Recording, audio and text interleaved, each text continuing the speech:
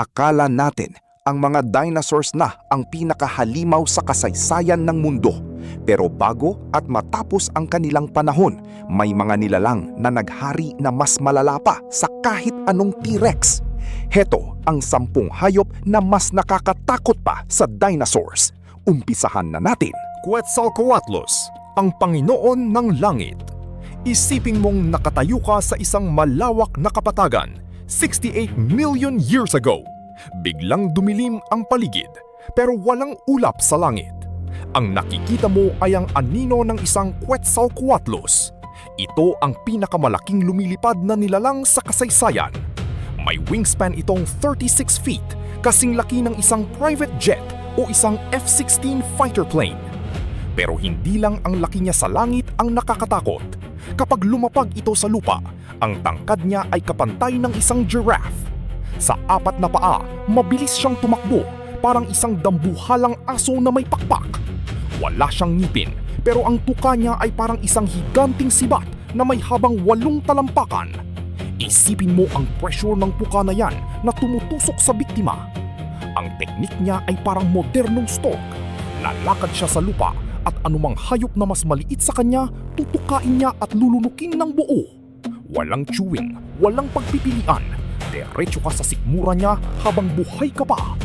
Noong panahon yun, kahit ang mga maliliit na dinosaurs ay ginagawa lang niyang merienda. 2. Dunkleosteus, ang armor-plated na tangke. Bago pa man magkaroon ng mga pating sa dagat, may isang nilalang na naghari noong Devonian period, ang Dunkleosteus. May haba itong 33 feet pero hindi balat ang labas ng katawan niya. Ito ay balot ng makapal na armor na gawa sa buto. Para kang nakakita ng isang tangke na lumalangoy. Ang pinakagrabing parte, wala siyang ngipin. Ang meron siya ay 2 matatalim na bony plates na extension ng kanyang bungo. Para siyang may built-in na higanting gunting sa loob ng bibig. Sa bawat pagsara ng bibig niya, ang mga plates na ito ay nagtatamaan, kaya habang tumatanda siya, lalong tumatalas ang kanyang bibig. Ang kagat niya ay may lakas na 8,000 pounds per square inch. Para may idea ka, ang kagat ng Great White Shark ngayon ay nasa 4,000 pounds lang.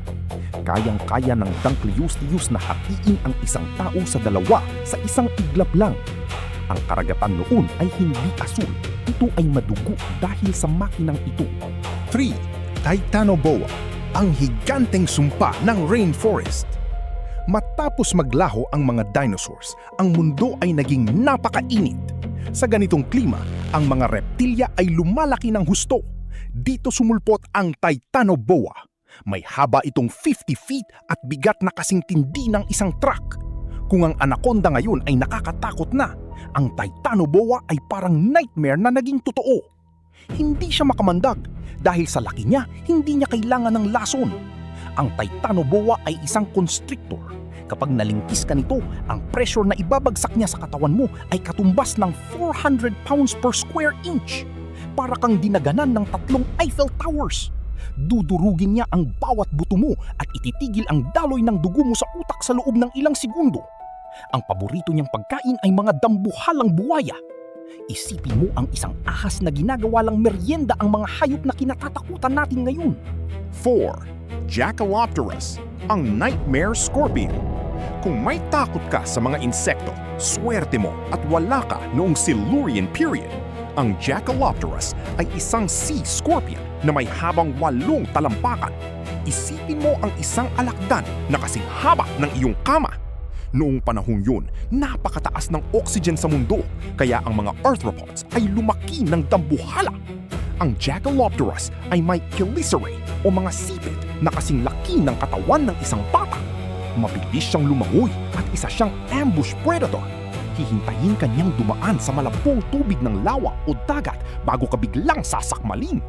Gamit ang kanyang mga compound eyes, malinaw niyang nakikita ang init at galaw mo sa dilim.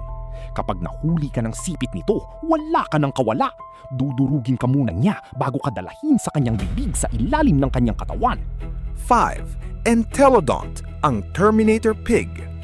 Huwag kang malilinlang sa pangalang baboy. Ang Entelodont ay tinatawag na Hell Pig. Nabuhay sila sa North America at Eurasia at kasing laki sila ng isang baka. Meron silang mahabang binti para sa mabilis na pagtakbo at dambuhalang panga na sadyang ginawa para dumurog ng buto. Ang pinaka nakakatakot sa kanila ay ang kanilang ugali. Sila ay opportunistic omnivores. Kahit ano ay kakainin nila, buhay man o bulok na karne. May mga fossil na nagpapakita na ang mga enkelodont ay kinakagat ang bungo ng bawat isa para lang ipakita kung sino ang boss. Wala silang kinatatakutan kahit ang mga predators na kasing laki nila. Sinasabing kapag naging target ka ng isang hell pig, susundan ka nito hanggang sa mapagod ka bago niya durugin ang iyong bungo sa isang kagat lang. Wala silang awa at wala silang takot. 6. Megatherium, ang killer sloth. Ang sloth na kilala natin ngayon ay mabagal at cute. Pero ang Megatherium or giant ground sloth ay may taas na 20 feet at bigat na 4 na tonelada. Kasing laki siya ng isang bus. Bakit siya mas nakakatakot sa dinosaur? Dahil sa kanyang mga kuko. Ang Megatherium ay may mga kuko na kasing haba ng itak, mga isang talampakan ng haba. Bagamat sinasabi ng mga science books na kumakain sila ng dahon, may mga teorya na nagsasabing ang Megatherium ay kumakain din ng karne para sa protein. Gamit ang dambuhala niyang lakas, kaya niyang patumbahin ang mga puno o kaya naman ay agawin ang huli ng mga saber-toothed tigers. Balot din siya ng makapal na balat na may mga osteoderms o buto sa loob ng balat, kaya para siyang naka-bulletproof vest. Isang hampas lang ng kuko nito, kaya niyang hiwain ang kahit anong predator na lalapit sa kanya. 7. Leviathan, the apex sperm whale. Isipin mo ang isang sperm whale ngayon, pero palitan mo ang ugali nito ng bagsik ng isang great white shark. Ito ang Leviathan nalvilli. May haba itong halos 60 feet. Kung ang balyena ngayon ay walang ngipin sa itaas na panga, ang Leviathan ay may mga ngipin sa itaas at ibaba. Ang bawat ngipin niya ay may habang 1.2 feet. Ito ang pinakamalaking functional teeth sa kasaysayan. Sila ang tanging nilalang na kayang makipagsabayan sa megalodon. Ang teknik nila sa paghunt ay brutal. Babanggain nila ang kanilang biktima gamit ang matigas nilang ulo sa bilis na parang truck bago nila ito lalamunin. Kinakain nila ang iba pang uri ng balyena. Sila ang tunay na monsters of the deep na walang kinakatatakutan sa ilalim ng asul na dagat. 8. Gorgonopsid, ang saber-toothed reptile. Bago pa man ang mga dinosaurs, ang Gorgonopsid ang kinatatakutan sa lupa. Mukha siyang hinalong aso at butiki. Hindi gaya ng ibang reptilya na gumagapang at mabagal, ang Gorgonopsid ay nag-evolve na magkaroon ng diretsyong tayo ng binti, kaya napakabilis niyang tumakbo. Ang trademark niya ay ang dalawang mahahabang pangil na parang mga kutsilyo. Ang panga niya ay kayang bumukas ng higit sa 90 degrees para mabaon ang kanyang mahabang pangil sa leeg ng biktima. Sila ang pre-dinosaur kings. Kapag nakita ka nito sa gitna ng desyerto ng Permian period, wala kang pagtataguan dahil mabilis silang tumakbo at sadyang ginawa ang kanilang anatomy para sa pagpatay. Sila ang unang tunay na apex predators ng mundo.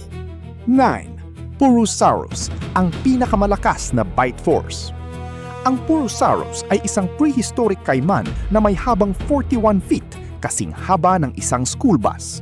Nakatira sila sa mga ilog ng South America, 8 milyong taon na ang nakakalipas.